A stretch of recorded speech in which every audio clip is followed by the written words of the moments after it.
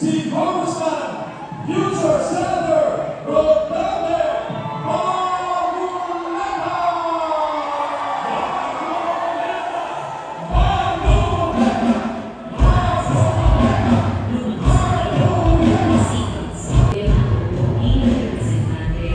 Social integration and genuine intervention on poverty also be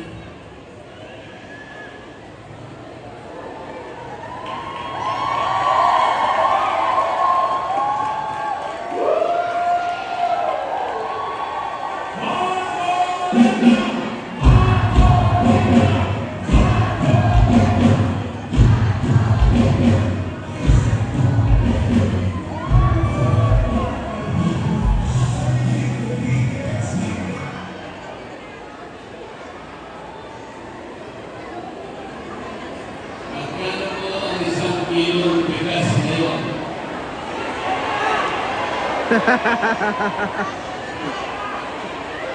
Hindi ko na marinig ang sagot mo. Magkano po? 53 pesos? Mga ganyan na lang ang pasok dito lang. Mura po ba ang singit ng kuryente sa ating bansa ngayon? Mura po ba ang presyo ng mga pangunahing bilihin ngayon? Mura po ba ang presyo ng pagkain ngayon? Murang-mura po ba ang pagpapagamot ngayon?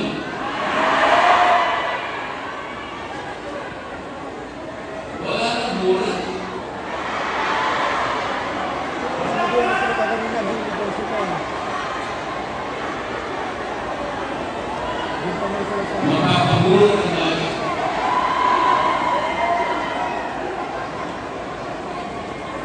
Mga kabayan, maraming salamat po sa inyong mainit na pagdangkap sa hapon ito.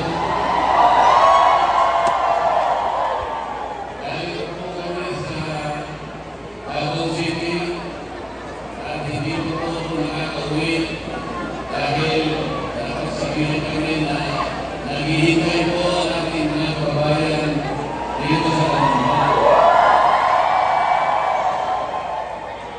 Hindi naman po pwede na hindi namin kayo tapunin ngayon. Baka mamaya magkapuhay sa amin.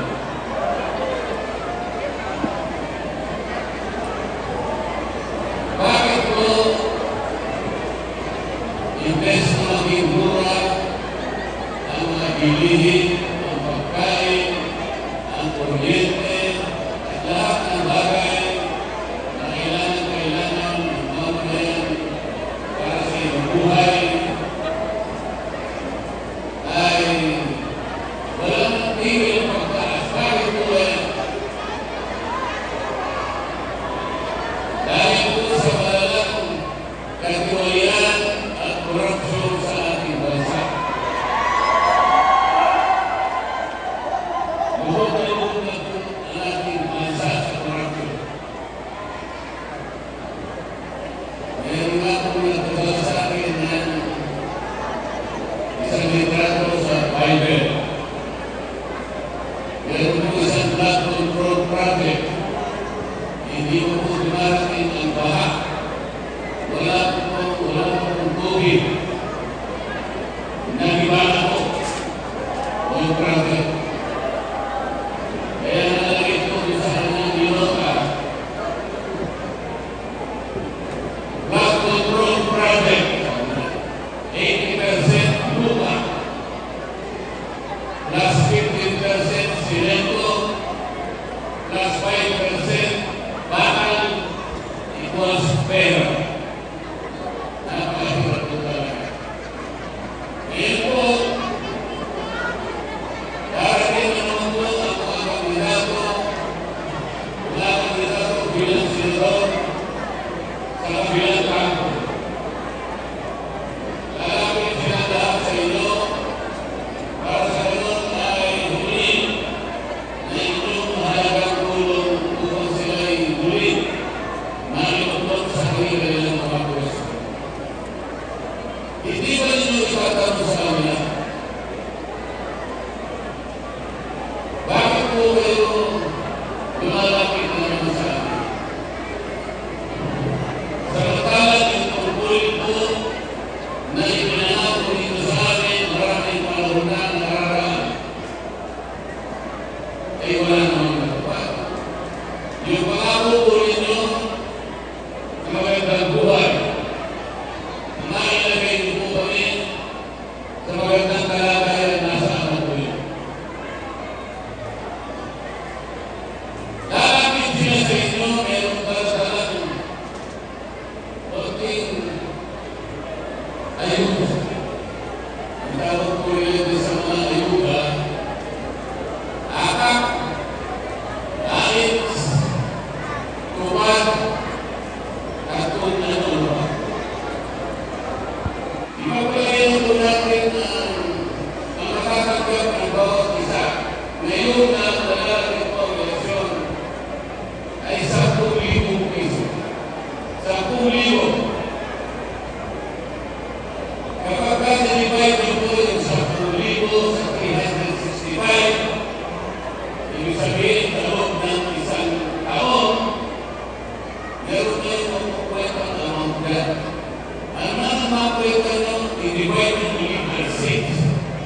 Sapagkat ang termino ng isang senador ay 6 na taon. Kakapos-kapusan na mapukwenta nyo dyan, 5 piso isang araw ang katumbas na ibibigay nilang 10,000 sa inyo sa loob ng panahon na sila ay uupo sa Senado. 5 piso po. 5 piso na kapag ang dalawang bokya. O kaya dalawang pwenda. Yan po ba ang inaasahan ng bawat isang mamamayang Pilipino? Yan po ba ang pinapangako nilang pagsisilbi sa inyo? Lalapit sila sa inyo, yan ako ang konting pera, mapaligaya ko. Mapaligaya siguro kayo. Baka wala pang isang araw. Baka lahat ng araw lang, wala na yung binigay nila. At kakapagpulot sa loob ng 6 na taon, 5 piso sa araw. Sa harap ng napakamahal na bilihin na sa araw-araw ay nagiging hamon sa bawat isang Pilipino. Maawa po kayo sa ating bansa. Maawa kayo sa inyong pamilya. Huwag kayong papalag na insultuhin kayo. Ang Pilipino ay mayroong dangal. Ang Pilipino hindi niya ipagpapalit ang kanyang dangal. Ayaw ng Pilipino ang ayuda. Alam po ninyo ang ayuda. Kailangan lamang po natin yan sa panahon ng krisis. Nasurugan, tulugan, nabagyo, nabaha, tulugan po. Yan yung galing Pilipino. Pero kaya sa pupunta, dala-dala yung ayuda sa'yo. Para sa ganun, ay maling lang ka niya. Para sa ganun, sabihin ng perang dala-dala niya, baka sakaling ikaw ay mailiro niya. Binabayaran niya, boto. Huwag po ninyong ipagbibilang niya mga sa buong pamilya. Ang Pilipino, kahit mahirap ang kanyang buhay, ang gusto niya, ang gusto ng Pilipino, bigyan mo siya ng pagkakataon na makapagtrabaho. Yun ang gusto ng Pilipino. Ang Pilipino ay mayroong karangalan. Ganun po ang dapat ninyong gawin. Meron kayong pagpipilian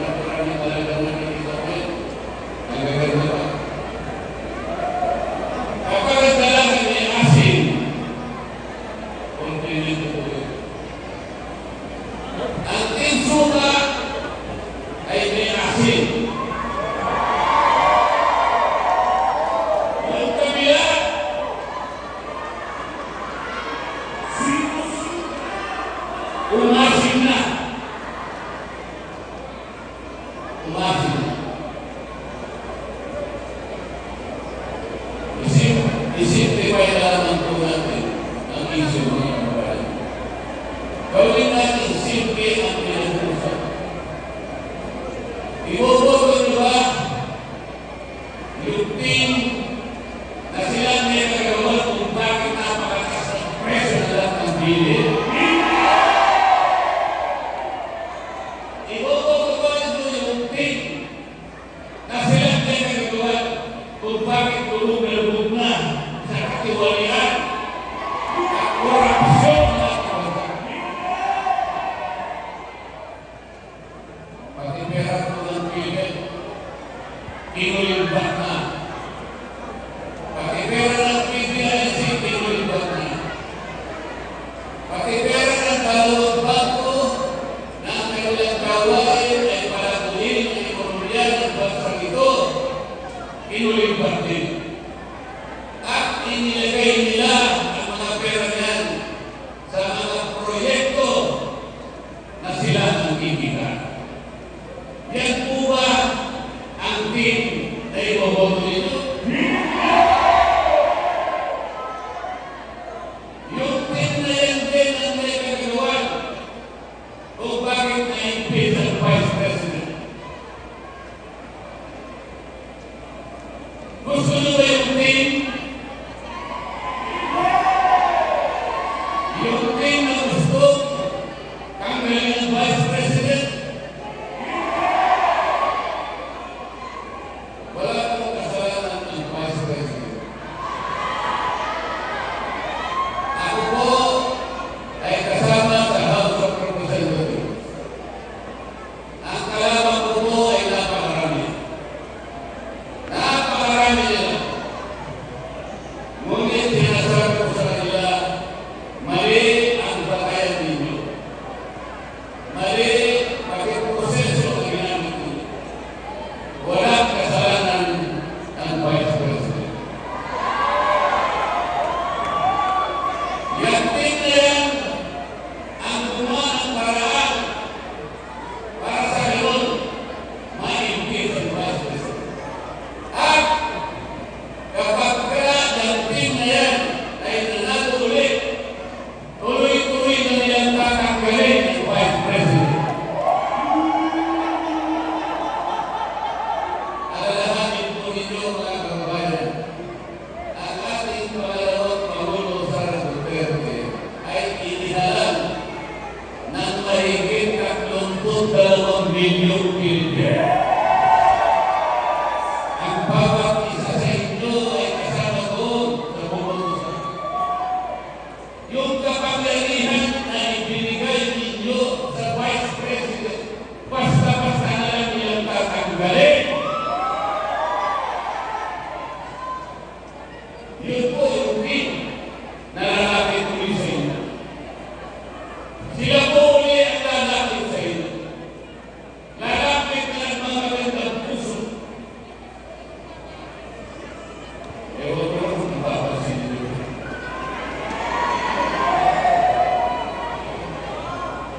Yung team suka, sila lamang ang nakakaalam kung paano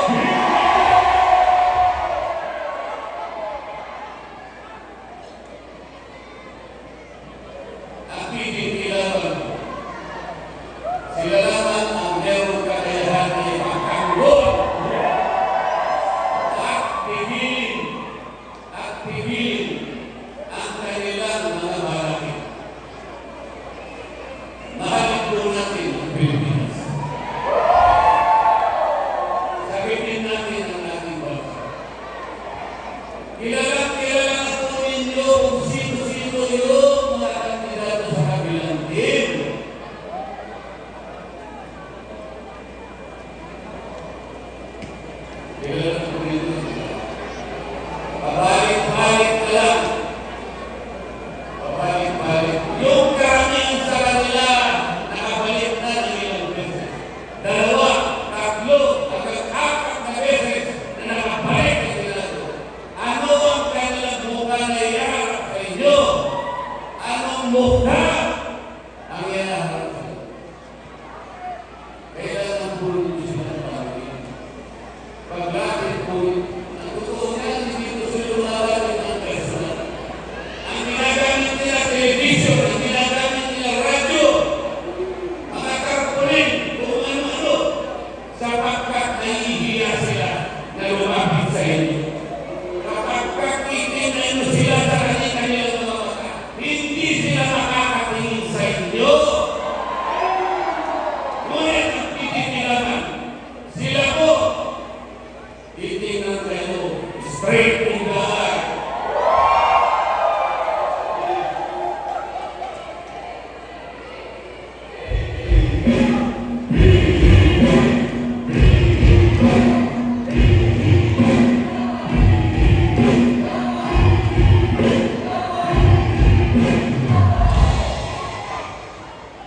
Mga po ay nakikita sa isang organisasyon ng mga scientists. Ang pangalan po ng kanilang organisasyon ay Filipino Scientist Society. Ang kanilang 81st founding anniversary po ay pumunta sa kanila sapagkat inibigyan din po ako magpapagsalita sa kanila. Nakakaroon po na-invento ng mga gamit na mahalaga ang gagamit po ng bawat isang Pilipino. Baka hindi po iwanan yung Filipino Inventor Society. Sila po ang na-invento ng karaoke. Sila rin ang na-invento ng yoyo. Pilipino ba? Sila po yung na-invento rin ng bagong incubator. Naka-invento rin po sila ng single portable boat. Mahalagang na bagay po. At saka isang napakahalagang pagbihin na ginagamit sa ating mga bagay. Meron din po sila na-invento 3-in-1 baby. Pakita na yung banana ketchup. Sila pala ang nakailan. Tinanong po siya bago ko umalis. Napakarami po pala ninyo nagawang invention para sa ating mga mamamayan. Bakit nakalimutan po ninyo ang isa sa pinakamahalaga, lalo-lalo na po sa panahon ng medyo. Kasi po sa dami po ng mga tumatagpigado, nahihirapan po yung ating mga mamamayan na pumili. Yung iba po kasi naililigaw sapagkat di nagdalang kung ano. Yung katangian po, mahirap po sumagot. Kung ano lang karanasan, kung anong experience, nahihirapan po ang ating magulang. Pero kung naka-invent po kayo ng isang aparato, nilalagay po natin sa harapan ng Comelec doon sa Intramuros. Simple-simple lang po ang gagawin mo. Lahat po ng tumabang nila kung mga senador, padaanin po natin sa aparato. Para yung mga scanner na kapag kayo po ay maglalakbay sa ibang bansa, tumatang po kayo sa isang scanner. Yung nabit po rin yung parakanin po sa isang makina at tutulong-tulong yan kung meron po ayaw na dalhin. Pati po kayo ay nilabusan po na talagang malinis ang katawan ninyo na kayo ay makalalagpas dahil sa mekanismo yan. Ang sabi ko, kung kayo po yung naka-invento ng aparato katulad mo, lahat po ng kandidato sila lahat. Kapag tumulong at nagkulay mula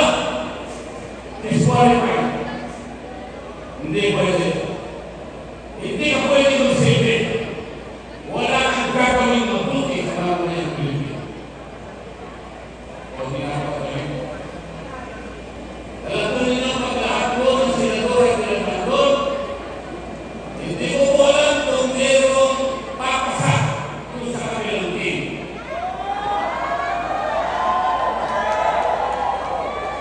Sa PDP naman, lahat po nung siya, nakagalang po.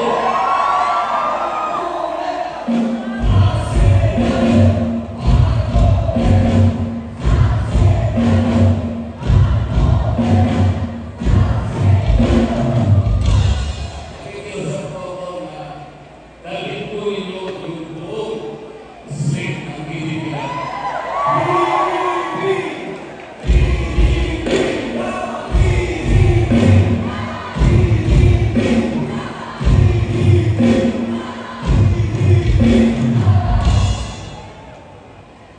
Kasi po kailangan natin ang pipigil